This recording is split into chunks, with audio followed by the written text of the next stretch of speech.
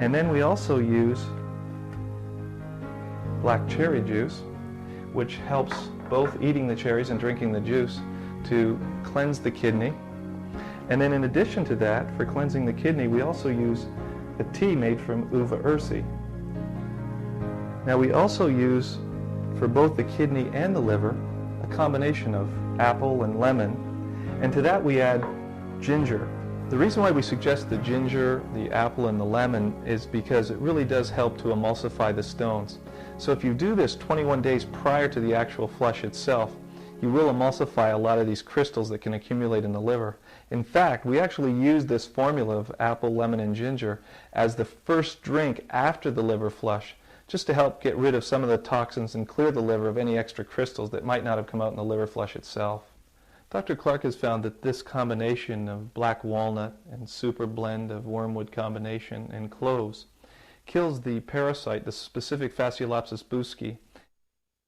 And the best method for cleaning out the liver is to go in and use these products first for the first 3 weeks, and then on the day of the flush you stop using all of these products, and then you just go straight to the vegetable juices. And by the way, on that day, stay completely vegetarian and stay off of all the fats that particular day as well. So you'll build up the bile pressure in the liver and you'll get a more effective flush.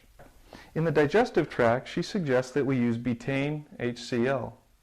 So that helps drive all the bacteria down into the lower intestine where it can live there out of harm's way. And then in the teeth, she suggests that we brush our teeth with the oil of oregano.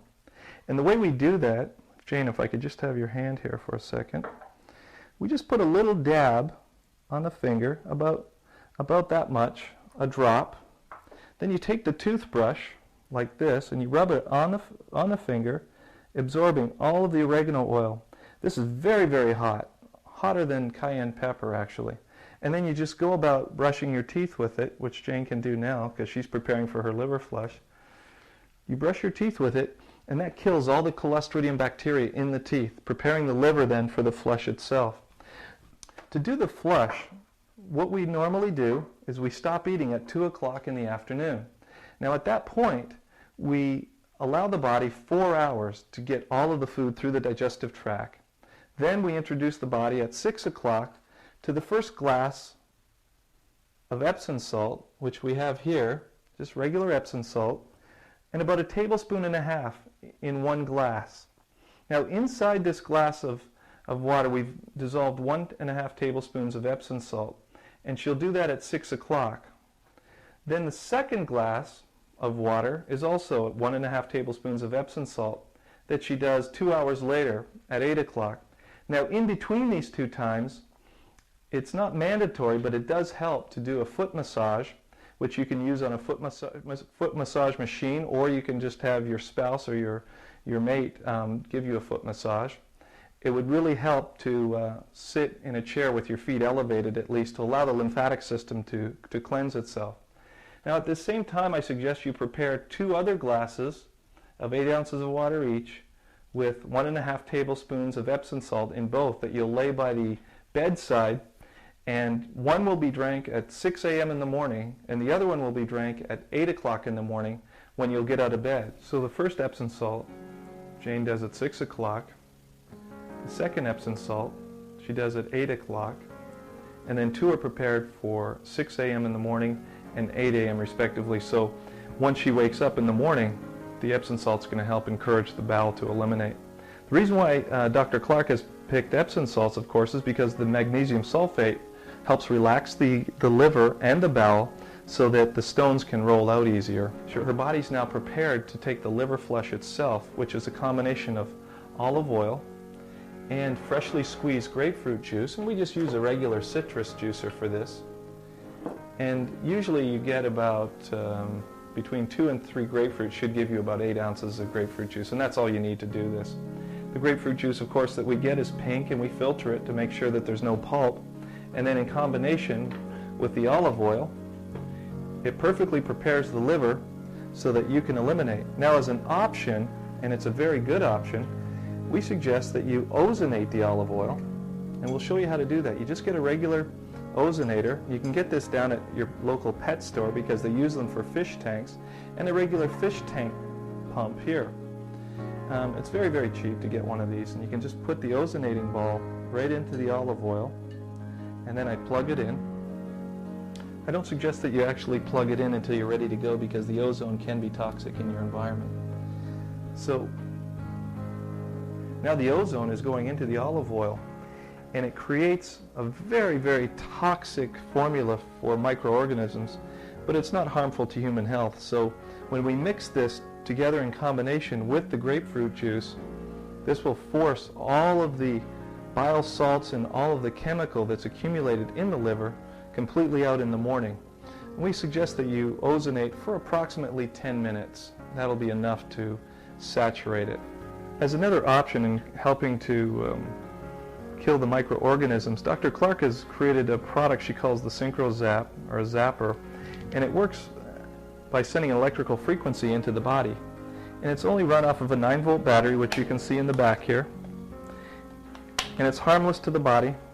And all you do is I'll have Jane hold this one. You just wet it down. You put it on the little electrode here.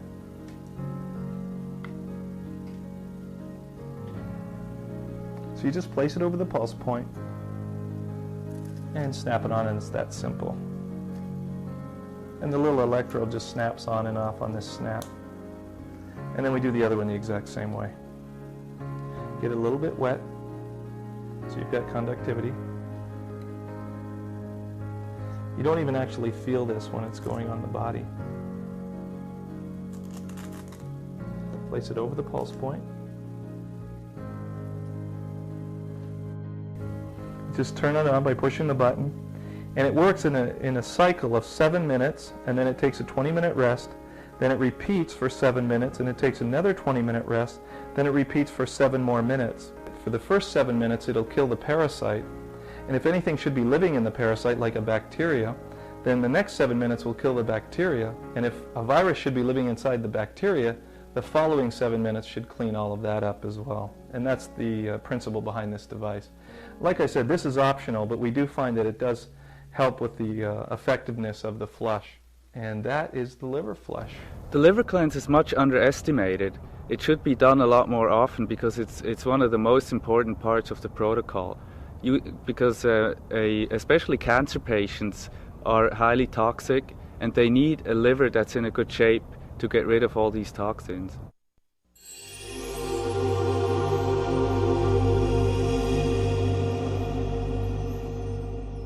Doctor, if we read the back of many toothpastes that are available today in the grocery store, it says if we should swallow more than what you could fit on the end of the toothbrush, call poison control immediately. Perhaps you'd like to address that. I haven't actually seen that myself, but of course I feel that way. I know that. Toothpaste is very toxic stuff.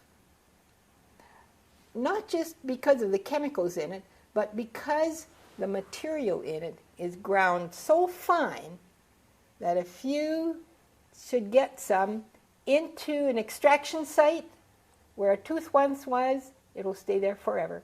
I find toothpaste in old extraction sites that never heal. They're called cavitations. I talk about that in the book. Cavitations where old tooth extractions have left an area of, minor infection. It becomes a bioaccumulation site, and there's toothpaste in there. There's a lot of silicone in toothpaste, and silicone is absorbed, taken in by the white blood cells, and white blood cells become disabled by it. Now, that's called low immunity, immune dysfunction. Coming from your toothpaste, that's awful. Well, oddly enough, I was on the staff of UCLA back in the 60s, and I gave the first class at UCLA because one of my jobs at UCLA was to develop the curriculum for the new students coming aboard and also the dental school itself. And so I was fortunate to give the first lecture on mercury fillings that the students had. And in my research, I uncovered that mercury was a concern. In fact, in 1848, it was considered illegal to use mercury, unethical. The then union of dentistry was the American College of Dental Surgeons, and it was like the analogous to the ADA. And that group of bodies said it was illegal or unethical to use mercury because of its toxic concerns. But then there was no alternative that was able to be used. So dentists got together and began using mercury fillings because it was more economical. And indeed, there was a serious problem because what are you going to use? You can't use gold. Most people couldn't afford gold, and even the gold techniques were not refined as they are today. So there was no option, no alternative. So this group of dentists began to use mercury fillings, and that group grew and became the American Dental Association. So the American Dental Association has had its formation on the utilization of mercury fillings, which is ironic, of course. The American Dental Association suggests that silver fillings really don't have any ill effect on our health, but you've proven that that is not true. I wouldn't call them silver fillings. I would call them mercury, thallium, and lanthanide fillings, because they are not made of silver and mercury and iron and nickel, let's say. They are made of silver, mercury, iron, nickel, and all the other 70 elements in the table, including the very toxic ones, including even uranium. We are finding uranium in them. How more carcinogenic can it get? And it gets out. That's the point. I think that the Dental Association is not aware, and hasn't done the experiments to find out, is not aware that the metals from these fillings, including uranium, can be found in the kidneys, the liver, the spleen, and other organs. Wherever your tumor is, that's where it's bioaccumulating. There was a body of evidence that would say, hey, you're using this potentially lethal material, while dentists were teaching, and I was one of the ones who were taught, who then taught that mercury was inert when you mixed with silver, tin, zinc, and copper, of which consists of the mercury filling or the amalgam or the silver filling. It's really a mercury filling because 50% of it's mercury. And if you mix it with silver, tin, zinc, and copper, we taught that it was inert, which is a scientific impossibility because everything by the laws of entropy is in the process of decay. And in the case of the dental mercury filling, the decay is quite prominent. For those people watching this video that have already changed their tooth fillings from the mercury filling to the white fillings, what about that? I have to apologize for that. That's what I said in the first book, Cure for All Cancers, that's what you should do. At that time, I was not aware that they were seeping carcinogenic dyes. I don't think any scientist anywhere could ever imagine that a perfectly white tooth, a white cap, should be tested for carcinogenic dyes that are red. But all the dyes are polluted with the other dyes. And all the materials that are used for the manufacture of these synthetic plastic teeth are polluted with synthetic dyes. We test for 18 azodyes. These azodyes cause the well-known P53 mutations. And for those people that don't know what a P53 mutation is? All tumors, cancerous tumors, are loaded with mutations. This means chromosome breaks and gene mutations. That's why you do a biopsy and send it to the lab. The cytologist in the lab looks at the slides, and when they see these mutations, chromosomes all over the place, they can designate what kind of cancer you have. That is the clue to the fact that there is cancer going on in that biopsy. So your research has proven that a healthy cell is turning into a cancerous cell because of the dye. Exactly. That's part of it. It's more complicated than that, but that is a very big part. And we cannot stop the tumor from growing, and we can't start it shrinking unless you stop giving it dyes, carcinogenic dyes. In fact, in the average mouth, we might find sometimes 26 different metals in the mouth, which again not only is a biocompatible problem with toxicities, but the electronics. This has been a fascinating field for us in the last 15 years. We've been doing electronic readings by using an amp meter, a more sophisticated digital amp meter.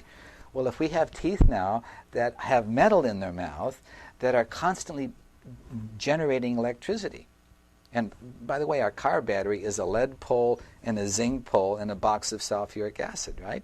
If we wanted to create the quintessential battery, we would use gold and silver, the cathode and the anode, the positive and the negative pole, which can create a wonderful battery. Well, we do this in the mouth. So tremendous amounts of electricity can disturb the normal flow of ionic flow in the body. So if you've got a constant flow of electricity created by the metal fillings in our mouth, we can then turn off, or the body says, hey, this stimulation is constant, I better do something to adapt. So it blocks instead of stimulates, like the initial acupuncture needle is stimulated, but if left in there could cause a problem. Our teeth are those bioelectrical electrodes, and I refer to them sometimes as spark plugs because they have capacity. The tooth, incidentally, the tooth is a very interesting device because it's surrounded by crystal. And the crystal, if we look at what the computer is all about, the computer has its heart in the silicone chip. It has the crystal of the silicone chip. And the analogous of the silicone chip in the computer is the enamel that covers this thing we call the tooth. So in a normal, healthy tooth, the tooth has capacity to hold a charge, like the spark plug has a capacity to hold a charge. But if you put metal in that tooth, you disturb this electronic flow.